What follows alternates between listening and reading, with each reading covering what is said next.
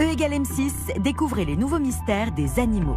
Chaque année, une espèce sur 1000 disparaît dans le monde. Alors pour tenter d'éviter ces extinctions, les scientifiques ont recours à des techniques étonnantes. Comment organisent-ils des accouplements d'animaux? Savez-vous qu'il existe de véritables os congelés où sperme, peau et poils de toutes sortes sont conservés dans le froid en cas de besoin? Mais à quoi peuvent-ils bien servir? E=M6 vous ouvre les portes de ces réserves, pas comme les autres. Un poisson à tête transparente, un énorme calamar ou encore un insecte grand comme un lapin. Les scientifiques découvrent chaque année de nouveaux animaux étonnants. Mais comment expliquer que l'homme ne les ait jamais croisés avant? Comment répertorie-t-on les espèces? Et surtout, reste-t-il beaucoup d'animaux à découvrir? Vous saurez tout.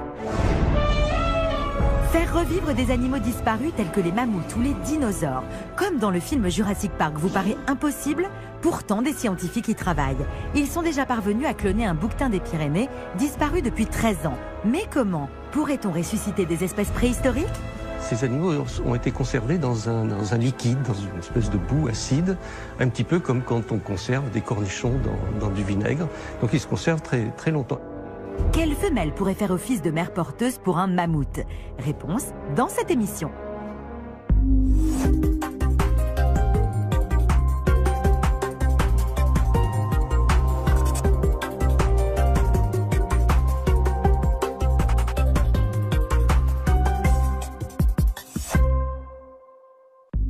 Bonsoir. Non, les animaux n'ont pas encore livré tout leur mystère. Savez-vous qu'il reste encore des centaines d'espèces à découvrir sur la surface de notre Terre, que des chercheurs travaillent à faire revivre des animaux disparus, un peu comme dans Jurassic Park, que d'autres tentent par tous les moyens de protéger les animaux les plus menacés? C'est ce que nous allons découvrir ce soir dans E=M6. Et rappelez-vous, vous pouvez désormais commenter l'émission en direct dès que ce signal s'affiche en haut de l'écran. Rendez-vous sur l'application M6 sur votre smartphone ou votre tablette. Chaque année, des espèces animales disparaissent à tout jamais, victimes le plus souvent des activités humaines. Mais contre cette véritable catastrophe, les scientifiques s'organisent. Avec des zoos dans le monde entier qui s'associent pour aider à la reproduction des animaux les plus menacés, comme le rhinocéros blanc, ou qui gardent soigneusement congelés des cellules et des tissus de ces animaux, comme l'oryx, une antilope au bord de l'extinction, ou la rarissime panthère des neiges. Nous avons visité l'un d'entre eux en exclusivité, reportage de Mathilde Bélanger. L'éléphant, le rhinocéros ou encore l'ours polaire, tous ces animaux, les générations à venir pourraient bien ne pas les connaître. Comme eux, plus de 10 000 espèces animales sont considérées comme menacées à travers le monde et chaque année, une espèce sur 1000 disparaît. Comment les protéger? Comment aider ces animaux à repeupler la nature? C'est le travail de scientifiques. Dans les zoos et dans les laboratoires, ils aident les animaux à se reproduire et constituent même des arches de Noé congelées. À quoi cela peut-il bien servir? Comment la science peut-elle empêcher les animaux de disparaître? Enquête. Voici Goliath. Ce bébé rhinocéros a vu le jour le 18 septembre dernier au safari de Peaugres en Ardèche. Ici, c'est une star. Et pour cause, les naissances de rhinocéros en captivité sont rares, moins de 10 par an dans toute l'Europe. Cécile Dubois s'occupe des animaux du parc. Elle nous explique pourquoi la naissance de Goliath était si attendue. C'est une grosse satisfaction pour l'espèce elle-même, parce que le rhinocéros est une espèce en voie de disparition, en particulier à cause du problème de braconnage pour la corne. Donc tous les rhinocéros qu'on arrivera à faire naître en captivité serviront à préserver cette espèce qui est en train malheureusement de disparaître en Afrique. Le rhinocéros blanc, qui possède de belles cornes, est en effet l'espèce la plus menacée par le braconnage. Aujourd'hui, il reste environ 20 000 rhinocéros blancs sauvages en Afrique. Selon les scientifiques, si rien n'est fait pour les protéger, ils pourraient avoir totalement disparu dans la nature d'ici 2025. C'est pourquoi les zoos font tout pour faire naître des petits, mais ça n'est pas aussi simple qu'il y paraît. C'est une espèce qui n'est pas forcément très facile de reproduire. Les temps de gestation sont longs, ça dure 16 mois et demi, donc il faut être patient quand même. Et puis il faut arriver à avoir des accouplements, parce que des fois ça ne marche pas forcément tout le temps. Des fois un mâle ne va pas forcément s'accoupler avec la femelle, parce qu'il la considère plus comme sa sœur, par exemple, que comme une femelle, une partenaire sexuelle potentielle. Donc des fois il faut faire des échanges entre parcs zoologiques pour arriver à stimuler la reproduction. Goliath est un bébé 100% européen. Voici sa maman, née en Pologne, et voici son papa, venu d'Angleterre. Il a été apporté par camion il y a 6 ans d'un autre zoo pour se reproduire. Et dans ces rencontres arrangées, rien n'est laissé au hasard, car il ne faut surtout pas que les rhinocéros qui s'accouplent soient de la même famille. Cela augmenterait le risque de maladie ou de malformation. Explication. Toutes les informations de notre corps sont logées dans nos gènes. Chaque gène possède 2 versions, l'une qui provient du père, l'autre de la mère. Un animal peut ainsi être porteur d'un gène malade sans pour autant être malade lui-même. Mais si 2 animaux porteurs du même gène se reproduisent, le risque de voir apparaître une maladie est plus important. C'est ce qu'on appelle la consanguinité. Pour éviter ce problème, les scientifiques étudient la famille de chaque rhinocéros afin de choisir les meilleurs partenaires possibles. Pour cela, ils sont équipés d'un logiciel capable de calculer le risque de consanguinité. Ça, c'est l'arbre généalogique de Goliath, donc il est là. On voit ses parents, donc son père, Samson, qui lui était né en Angleterre, sa mère, Douma, qui était née en Pologne. Et à partir de ce genre de document, donc c'est l'ordinateur qui calcule, on va pouvoir établir un score pour chaque mariage potentiel, on va dire, entre chaque mâle et chaque femelle. Et si le score est bon, on pourra ensuite décider du transfert d'un animal ou des 2 pour créer un couple reproducteur. L'année dernière, 11 rhinocéros blancs ont ainsi été déplacés, dont 7 ont déménagé dans un autre pays. Et les échanges concernent aussi d'autres animaux menacés. Les guépards, les ours blancs ou encore les pandarous font l'objet de ces programmes de reproduction. Mais parfois, la méthode naturelle ne suffit pas. Certains scientifiques travaillent donc sur des méthodes de reproduction artificielles. Nous nous sommes rendus dans l'Indre, au parc animalier de la Haute-Touche. Ici vivent des animaux du monde entier. Mais pas seulement. Des scientifiques ont aussi installé leur laboratoire au milieu du parc. Yann Locatelli est biologiste. Il a constitué un véritable zoo congelé. Dans ces cuves contenant de l'azote liquide, donc c'est des cuves réfrigérées, on stocke différents échantillons provenant d'animaux. Ces échantillons peuvent être des embryons, des cellules, de la semence ou des ovules qui pourront nous servir à stocker le patrimoine génétique des espèces menacées d'extinction. Dans ces bidons, il y a des cellules de plus de 400 animaux d'une 40aine d'espèces menacées, comme le taquin, la panthère des neiges et le gohore. Elles sont conservées à moins 196 degrés pour rester intactes pendant des dizaines d'années. Grâce à ces réserves, les scientifiques sont capables de créer des embryons d'animaux par fécondation in vitro, en faisant se rencontrer un ovule avec un spermatozoïde. L'étape de fécondation in vitro ou de procréation assistée nous permet donc d'augmenter artificiellement le nombre d'embryons qu'il est possible de produire pour une femelle et donc d'obtenir plus de descendants pour des effectifs très faibles de reproducteurs. C'est-à-dire à partir de très peu d'animaux, on peut produire beaucoup plus de descendants. Ces embryons d'espèces menacées grandiront dans le ventre d'une autre femelle, une mère porteuse. Et celle-ci n'est pas obligée d'être de la même espèce, même si bien sûr, elle doit être proche. Il y a quelques années, par exemple, Yann Locatelli et son équipe ont réussi une première mondiale. Grâce à une cellule mâle et une cellule femelle, ils ont créé un embryon de Cercica du Japon, une espèce asiatique, qu'ils ont implanté dans le ventre d'une biche élaphe, l'espèce française. Celle-ci a donné naissance à un petit faon en pleine forme. L'idée pour permettre de faciliter la préservation d'espèces rares, c'est d'utiliser des mères porteuses qui sont génétiquement proches, une sorte d'espèces cousines, on va dire, qui, elles, sont plus répandues dans le monde, et donc d'utiliser ces nombreuses mères porteuses pour porter beaucoup d'embryons et donc faciliter, on va dire, l'amplification de l'espèce rare. La dernière étape, c'est de réintroduire ces animaux nés en captivité dans la nature. Patrick Roux est spécialiste du comportement animal à la Haute-Touche. Il travaille à réintroduire par exemple l'Oryx algazelle, un animal qui a disparu de son milieu d'origine, en Afrique du Nord, depuis 30 ans. Une opération délicate. Il n'a pas appris à vivre de façon sauvage, donc il va falloir qu'il réapprenne. C'est pour ça qu'on les met au départ dans des réserves. Donc ils sont protégés, ils sont étudiés, surveillés. Et quand on pense que leur comportement ressemble au comportement des animaux sauvages vraiment, on peut les relâcher dans la nature.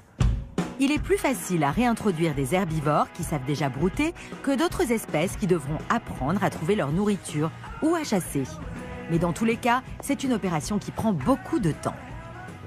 L'Oryx algazelle, il a fallu 40-50 ans en captivité pour avoir suffisamment d'individus pour penser le réintroduire et le relâcher dans la nature. Il y a des pays où on ne peut pas réintroduire un animal parce qu'il y a trop d'humains. qui vivent sur le territoire où vivait l'animal avant. Et avant de réintroduire un animal, il faut protéger l'environnement dans lequel on va le réintroduire. C'est ça qui prend plus de temps. Alors même si les scientifiques peuvent faire beaucoup pour la protection des espèces, ils ne pourront pas sauver tous les animaux menacés d'extinction. L'homme doit avant tout changer ses habitudes pour protéger la nature. Ne plus détruire les forêts, ne pas polluer les lieux de vie des animaux pour leur laisser une place à eux sur la planète. Savez-vous que chaque année, les scientifiques découvrent encore de nouvelles espèces d'animaux, y compris en France? Comment est-ce possible? Où vivent-ils? Et surtout, reste-t-il encore beaucoup d'animaux à découvrir? Reportage de Rémi Pain. Un dauphin à tête arrondie, une araignée bleue ou une grenouille de 7 mm. Les scientifiques découvrent chaque année de nouveaux animaux étonnants. Depuis 300 ans, les naturalistes parcourent notre planète pour les répertorier. Pourtant, l'homme ignore encore beaucoup de choses sur le monde animal. Direction le laboratoire de recensement des espèces du Muséum d'histoire naturelle de Paris, l'un des plus grands au monde. Dans ces tiroirs sont conservées des centaines de milliers d'espèces. Cela peut paraître incroyable, mais selon Benoît Fontaine, l'un des scientifiques chargés du recensement, on ne connaît qu'à peine 20% des animaux qui peuplent nos continents et nos océans. On connaît à peu près 2 millions d'espèces et il en reste énormément à découvrir et on pense qu'il y a peut-être entre 5 et 10 millions d'espèces vivantes, peut-être plus. On découvre chaque année entre 16 et 18 000 espèces qui étaient inconnues auparavant et il reste toujours plus de choses à trouver que ce qu'on connaît déjà. Parmi les animaux découverts récemment, on trouve une majorité de mollusques. Mais comment les scientifiques les identifient-ils? Les naturalistes parcourent le monde à la recherche de ces petites bêtes inconnues comme ici, à Madagascar, où ils collectent des coquillages qui seront ensuite ramenés au laboratoire. Là-dedans, il y a du sable, il y a des débris de coquillages et puis il y a très certainement des espèces nouvelles pour la science. Deuxième étape, Benoît va les comparer à d'autres espèces répertoriées. Depuis 300 ans, chaque nouvel animal est recensé en fonction de sa forme, sa taille ou sa couleur. Mais le nouvel outil des scientifiques pour vérifier qu'il s'agit bien d'une espèce inconnue, c'est de comparer son ADN avec celui d'animaux connus. On va utiliser de plus en plus maintenant la génétique. On va séquencer des gènes qui sont un élément supplémentaire pour classer un individu dans une espèce ou dans une autre. Mais vous allez voir qu'on ne trouve pas que des mollusques ou des insectes. De plus gros animaux comme les mammifères ou les reptiles peuvent avoir échappé au regard de l'homme, comme nous le confirme Philippe Boucher de la Grande Galerie de l'Évolution à Paris. Les régions tropicales sont à la fois les plus riches en espèces et les plus sous-étudiées, les plus sous-explorées. Donc pour toutes ces raisons-là, ce sont les régions tropicales qui sont les principaux réservoirs d'espèces inconnues. C'est donc en Asie ou en Afrique, comme ici au Mozambique, que les recherches se concentrent. Les scientifiques y découvrent régulièrement des centaines de nouvelles espèces de scorpions ou de reptiles. Et oui, si les reptiles sont les plus vieux habitants de notre planète, puisqu'ils la peuplent depuis des millions d'années, ils n'ont pas tous été répertoriés par l'homme. C'est ce que nous explique Alexandre Ténier, chercheur rencontré dans la ménagerie du Jardin des Plantes. Que ce soit chez les lézards, ou chez les serpents, ou chez les amphibiens aussi, encore bien davantage. Il y a encore un gros potentiel, surtout dans les zones qui n'ont pas été très prospectées. En effet, si l'on connaît assez bien les espèces qui sont sur Terre à hauteur d'homme, celles qui vivent au sommet des arbres n'ont pas toutes été découvertes. Direction le Laos, où des scientifiques étudient la canopée, la cime des arbres. C'est à bord d'un ballon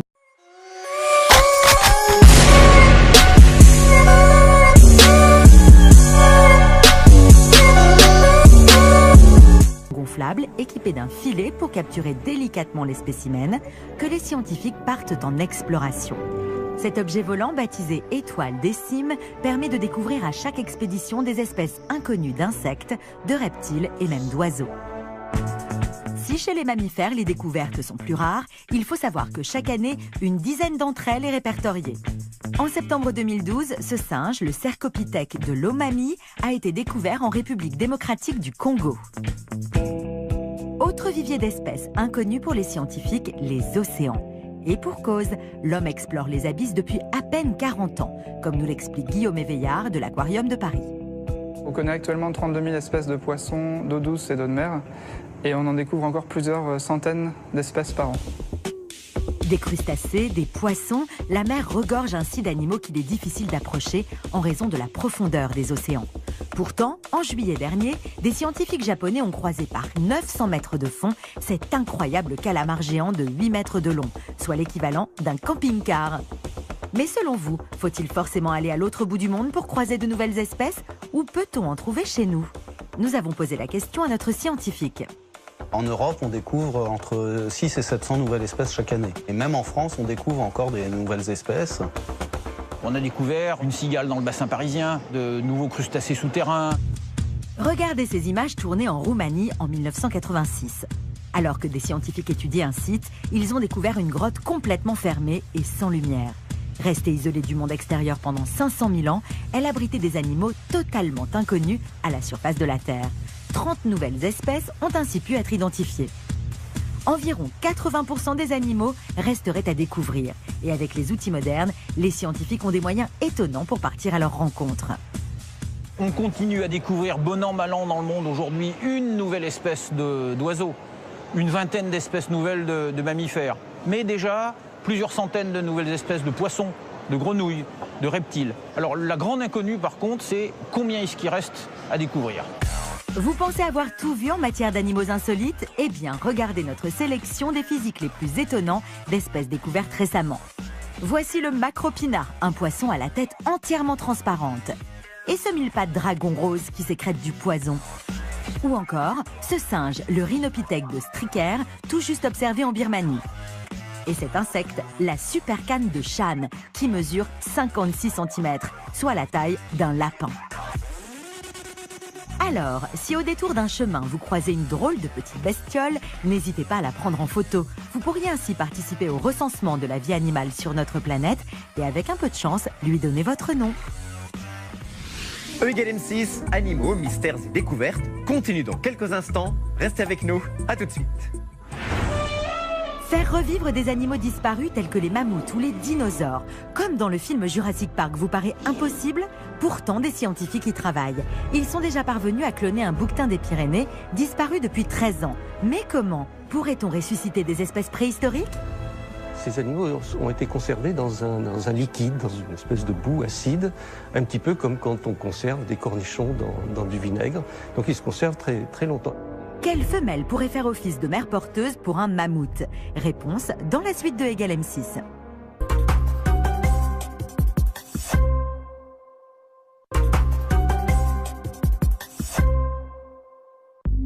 E=M6, les nouveaux mystères des animaux, deuxième partie.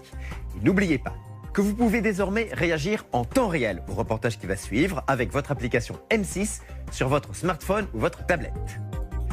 Faire revivre des animaux disparus comme le mammouth, le bouquetin des Pyrénées ou même les dinosaures, pour vous, ça n'existe peut-être qu'au cinéma, mais vous allez voir que des scientifiques y travaillent très sérieusement.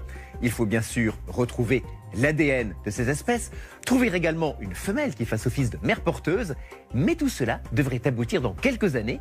Ce sont des recherches absolument passionnantes que vous allez découvrir. Reportage de Safar Baroud. Imaginez un jour vivre parmi les dinosaures ou les mammouths. Pensez-vous que cela soit possible? C'est en tout cas un vieux rêve pour les scientifiques du monde entier. Ils sont d'ailleurs parvenus à reproduire des espèces disparues il y a moins de 15 ans, comme ce bouquetin des Pyrénées. Mais comment s'y sont-ils pris? Pourrait-on vraiment appliquer cette technique pour ressusciter des animaux disparus il y a des millions d'années, comme dans Jurassic Park? E=M6 a mené l'enquête. Il y a des millions d'années, la Terre était peuplée d'animaux extraordinaires. Stégosaures, tyrannosaures, tous ont disparu avec le début de l'ère tertiaire, il y a 65 millions d'années. Depuis, d'autres espèces se sont également éteintes. Le mammouth, il y a 10 000 ans, mais aussi d'autres animaux moins connus, comme le bouquetin des Pyrénées, il y a seulement 13 ans. Aujourd'hui, de nombreux ossements d'animaux disparus sont régulièrement retrouvés. Et parfois, ces fossiles sont si bien conservés qu'on y retrouve de l'ADN. En partant de ces cellules, les scientifiques pourraient-ils un jour parvenir à faire revivre les espèces disparues? Autrement dit, pourraient-ils parvenir à les cloner? Direction l'INRA à Joué-en-Josas, où nous avons rendez-vous avec Pascal Chavat-Palmer. Pour cloner un animal ou pour faire son clone, on part d'une cellule vivante de l'animal que l'on veut reproduire. Cette cellule, avec son ADN, peut provenir de n'importe quelle partie du corps, un morceau de peau par exemple. Deuxième étape, il faut trouver un ovule, autrement dit un œuf issu d'une femelle vivante, susceptible d'accueillir cet ADN. Et voici comment on s'y prend. Nathalie Daniel va sous nos yeux créer un embryon cloné de lapin. Là, ce que je vais venir faire, c'est retirer le matériel chromosomique de l'ovule. En clair, l'ovule de Lapine est vidé de son ADN. Et ensuite, et maintenant, je vais venir récupérer la cellule qui va être clonée et je vais venir l'insérer dans l'ovule. Ce que vous voyez là, c'est un futur embryon. Pas besoin de spermatozoïdes, le noyau et l'ovule vont fusionner. Au bout de quelques jours, celui-ci sera placé dans l'utérus d'une mère porteuse Lapine. Récapitulons. Pour cloner un animal, il faut d'abord recueillir son ADN, puis trouver un ovule pour y implanter cet ADN, et quand l'embryon est formé, le placer dans l'utérus d'une mère porteuse. C'est ainsi qu'est née Dolly en 1996. Cette brebis fut le premier animal cloné. Elle a été créée à partir de l'ADN d'une autre brebis dont elle est devenue la copie conforme. Mais alors, comment cloner un animal qui n'existe plus? Des scientifiques espagnols y sont parvenus. Voici Célia, le dernier bucardo des Pyrénées, conservé empaillé. Ce bouquetin qui vivait à la frontière espagnole a disparu en l'an 2000. C'est à partir des restes de ce dernier spécimen que l'équipe de scientifiques a réalisé un clonage. Première étape, ils ont récupéré son ADN à partir de cellules de peau prélevées et congelées. Deuxième étape, comme il n'existait plus aucun bucardo vivant, les scientifiques ont prélevé un ovule de chèvre domestique, cousine assez proche de cet animal. Enfin, l'embryon obtenu a été placé dans l'utérus d'une troisième chèvre domestique qui a fait office de mère porteuse. En 2009, après de nombreuses tentatives, un petit bucardo est né de cette incroyable expérience. Mais malheureusement, il n'a pas survécu, à cause d'une malformation au poumon liée à son clonage. Mais alors, les scientifiques pourraient-ils tenter l'expérience avec des espèces éteintes depuis plusieurs millénaires, comme le mammouth par exemple? Pour cloner un tel animal, il faudrait tout d'abord disposer d'un corps en bon état. Et c'est le cas. Regardez ces incroyables images. Ce bébé mammouth, mort il y a 10 000 ans, a été découvert en 2007 en Sibérie. Mais comment cette femelle d'environ 6 mois peut-elle être aussi bien conservée? Réponse avec Philippe Janvier, paléontologue. Ces animaux ont été conservés dans un liquide, dans une espèce de boue acide, un petit peu comme quand on conserve des cornichons dans du vinaigre. Donc ils se conservent très, très longtemps. Et en même temps, ces tourbières ont gelé. En effet, le corps de ce mammouth a été retrouvé dans une boue gelée. L'acidité du milieu, additionnée au froid, a permis au corps de ce bébé mammouth de rester intact. Et le plus incroyable, c'est qu'on a même retrouvé une partie de son ADN. Mais ces cellules suffiront-elles à cloner un jour un mammouth? Pour Jacques Testard, biologiste, ce n'est pas encore gagné. Il y a des mammouths apparemment où on retrouve à peu près 80% de l'ADN, peut-être un peu plus. Il faut dire que s'il en manque même un tout petit peu, la manip devient impossible. Et voici à quoi ressemble l'ADN. 2 hélices entremêlées qui forment ce que l'on appelle des chromosomes. Si on ne retrouve que 80% de l'ADN des mammouths, c'est qu'un tronçon de ces hélices manque. Il est donc impossible de connaître toutes les informations génétiques de cet animal.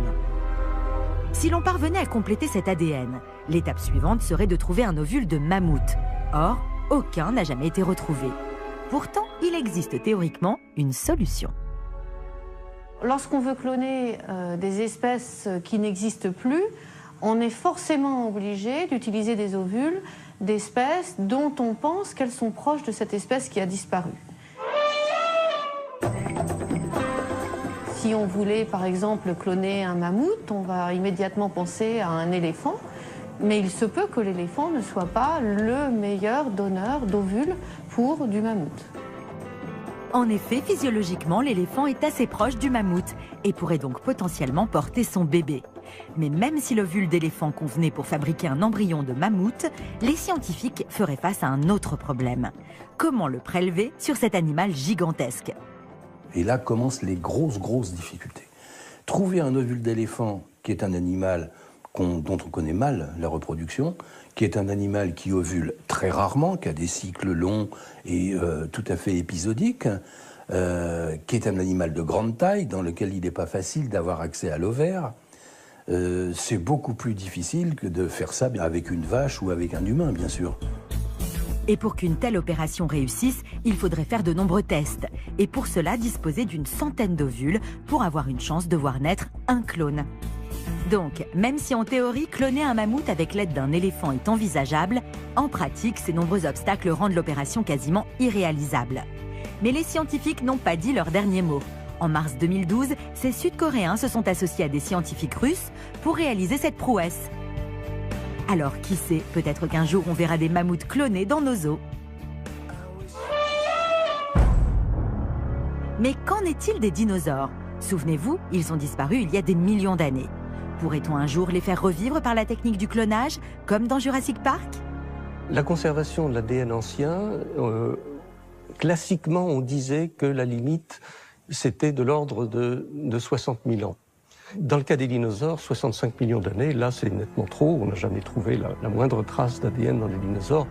Vous l'aurez compris, sans ADN, aucun clonage n'est réalisable. Alors, des dinosaures aux côtés des humains, ça n'est pour le moment possible qu'au cinéma.